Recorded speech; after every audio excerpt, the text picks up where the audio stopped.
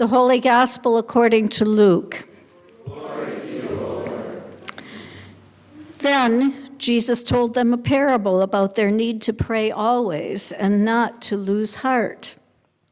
He said, "In a certain city, there was a judge who neither feared God nor had respect for people.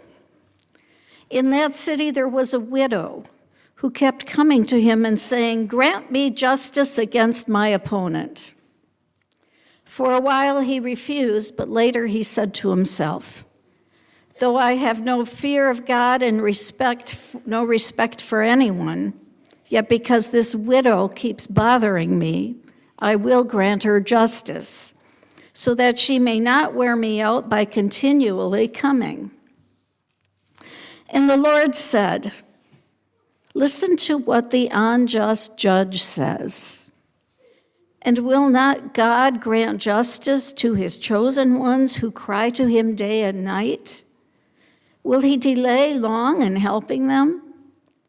I tell you, he will quickly grant justice to them. And yet, when the Son of Man comes, will he find faith on earth?'" The Gospel of the Lord. Praise to you, Lord Christ.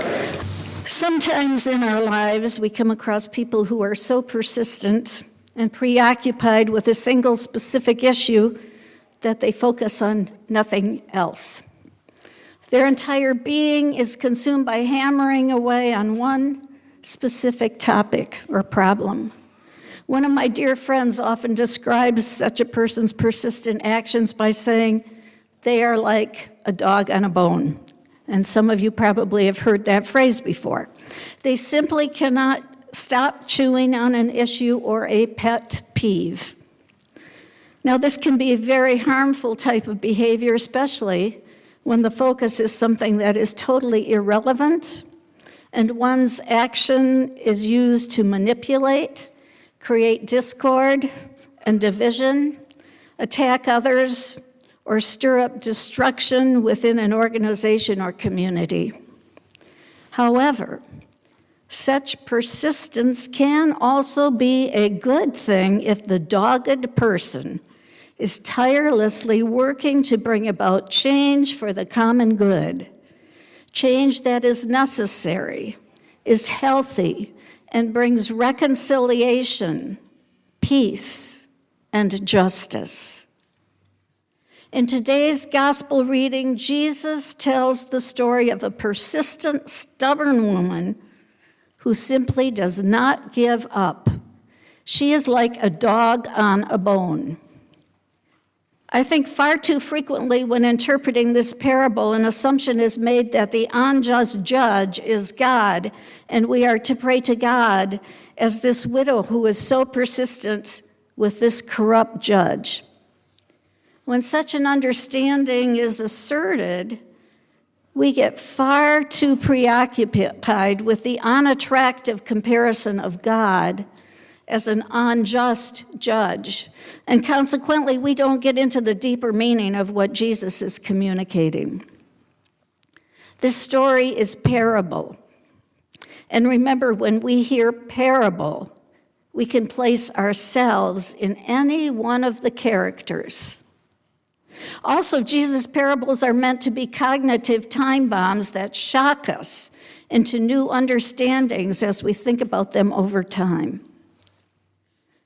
The scene of this parable unfolds in a place that is something like a hall of justice, where a judge is seated on his judgment seat, and throngs of petitioners are gathered about, some represented by lawyers, while others are just shouting their requests from the crowd. And this widow is in that crowd every single day when the court convenes. She wants vindication against an unnamed adversary. She wants justice. Day after day after day, she is present, shouting out for the justice she deserves. And every single day, the harsh, unsavory, immoral, corrupt judge who neither fears God nor respects people ignores her. Yet this poor, defenseless widow obstinately badgers the corrupt judge until he finally relents and renders a favorable judgment.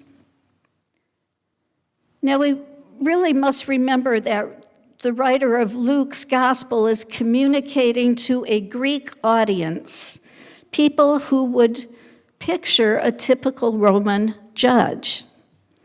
Judges in that culture had vast power of jurisdiction. If they wanted to, they could decide cases based on personal whim alone, and they frequently did just that. The judge in this story is such a judge, and he is depicted as having no concern for justice.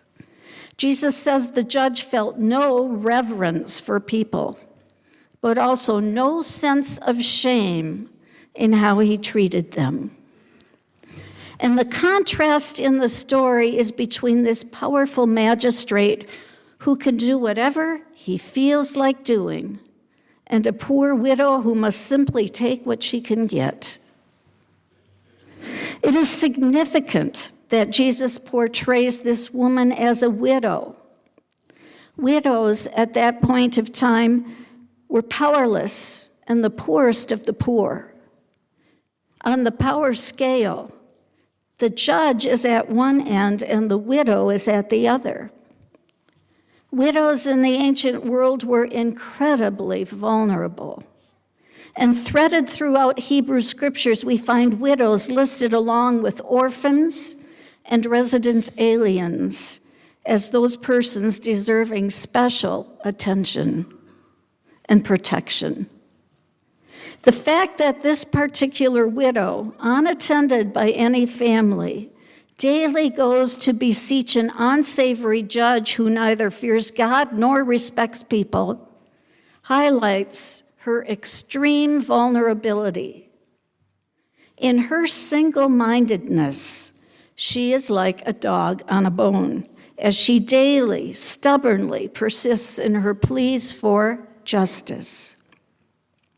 She keeps haranguing this judge, apparently making a public spectacle of herself and him. She mercilessly bothers him. And in fact, a more vivid and accurate translation of the judge's complaint when he says she keeps bothering me would be, she is giving me a black eye.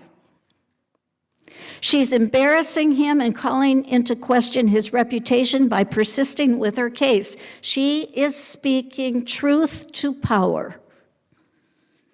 When discussing the brave widow's actions, one theologian suggests, like all black eyes, the one the widow's complaints threaten to inflict have a double effect, representing both physical and social distress. That is, the judge complains that the widow's relentless badgering not only causes him physical harm, but also risks publicly embarrassing him. For this reason, he says, perhaps justifying his actions to his own wounded sense of self, that he relents not because he has changed his mind, but simply to shut up this dangerous widow.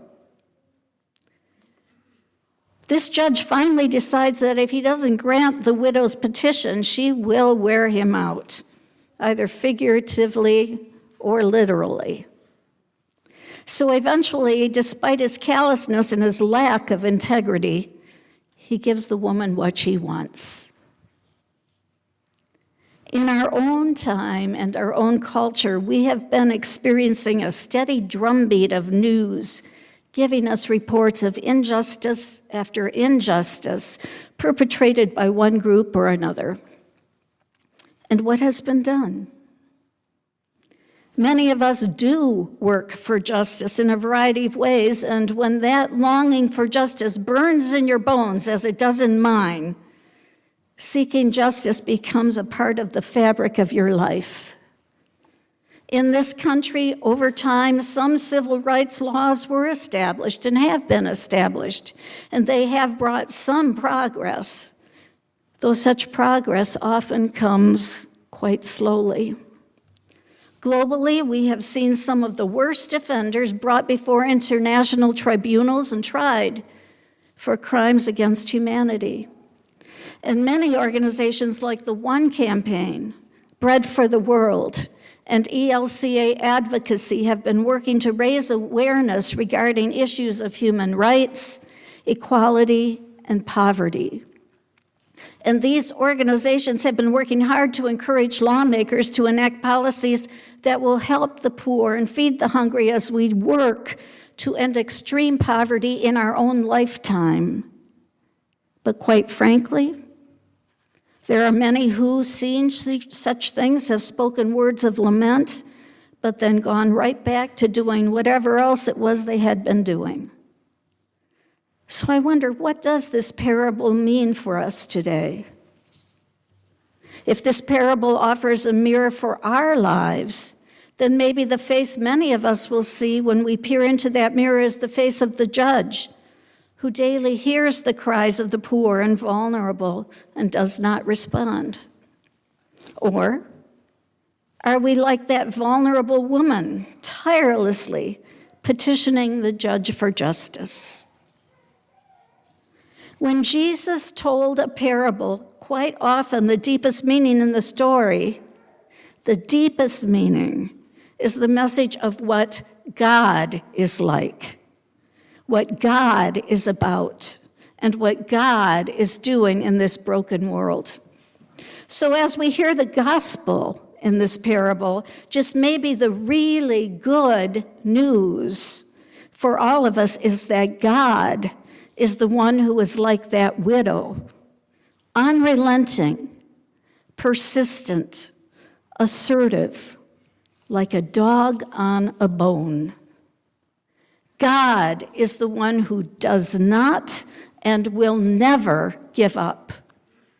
God has not, does not, and will not ever give up on us, even when we have acted as though we neither feared God nor had respect for people. Just maybe the real message in this short little story is that because of God's great love for us, God became vulnerable like that poor widow, even to the point of being nailed on a cross like a common criminal. And in the death and resurrection of Jesus, God's reign has broken into this world and continues to break into our world, bringing forth justice for all people. Now, that is the kind of good news worth sharing.